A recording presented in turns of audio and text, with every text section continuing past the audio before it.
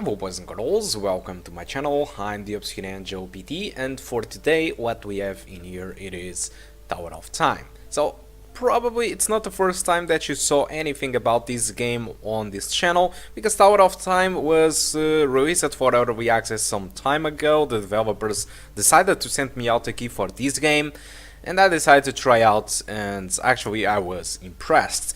And so after that, some time had passed, and right now the game is finally available on its final version and completely released with all the features and all the levels. So the game was developed by the Event Horizon, and it is using Unity 5 engine. Unity 5 engine usually translates in bad news to us because it's usually a demanding engine, just like Unreal Engine 4. But nonetheless, we are about to test it out, the performance, and see how it stacks up in its final version. So the graphics configuration remains the same as the early access when I tested. You just have a quality setting which you can choose others, like for example very low, low, medium, high, or ultra. When you jump up to low, the texture quality do improve and you start to see a higher VRAM usage and a higher RAM usage. But for us, I'm going to use the variable settings on this video because I think it's the best one. For the resolution, the minimum you can go is 600p, but I will be using 720p because it is what it matches the 16:9 aspect ratio. And so I tested the game with the low and the variable settings. There is not too much of a difference between the settings, but one of the things that you notice is the game spends most of its time between the 20 to 30 frames per second. I tested the game wandering around on the entrance map. Okay, and so the performance was pretty much with the low settings. I got an average of 26 frames per second, a 1% low of 15, and a maximum of 33. If you drop down the resolution to the settings to very low, you get an average of 28, so 2 more frames per second, but a better 1% low. I think this is because of the lower texture quality, the game stutters less, and the maximum frame rate of 35. So if you have 40 GB of RAM on your laptop, I do recommend you to stick up with the very low settings because it consumes much lower RAM and much lower VRAM, and so it should perform better. If you have 8 GB of RAM and you don't care too much about the loss of 2 frames per second or having a worse 1% low, you can still use the low settings instead of the very low. Okay, so during the fighting moments the game will perform pretty much under 30 frames per second, more closely to the 20s, and well, that's what you can expect.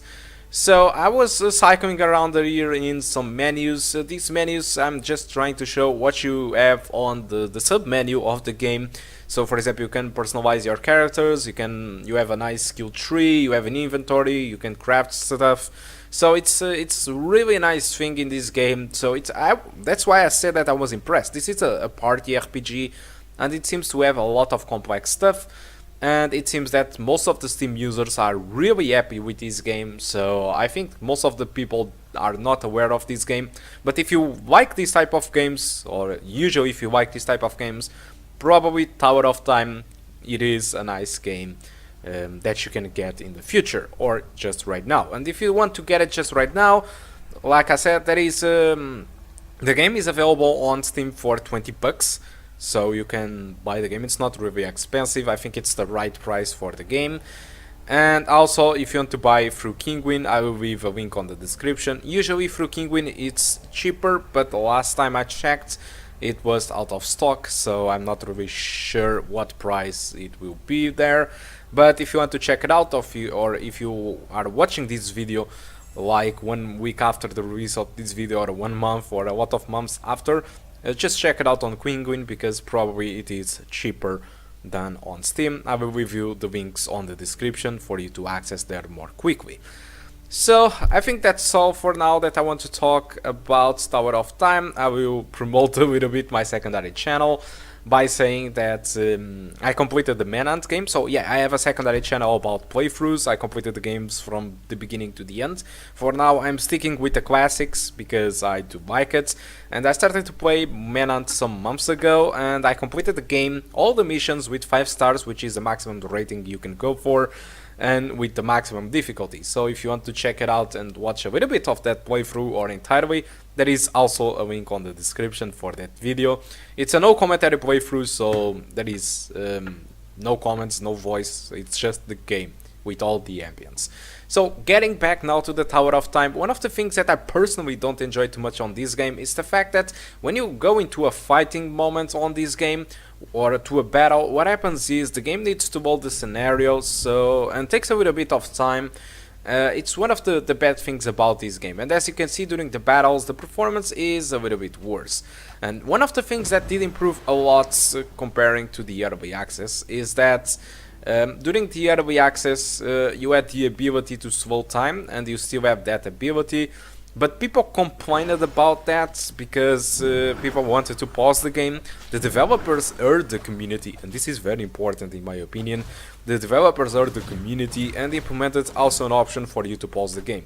So in this video I decided to stick up with the slow motion, and when you engage into the slow motion the frame rate drops to 30 or 40 frames per second. There is no problem with that in my opinion, but basically what I want to say is that you now have an option to pause the game if you want and decide what you want to do next, what enemy do you want to attack, where do you want to move, while the whole battle is paused. So I think that is very important for people that want a more tactical approach of the game.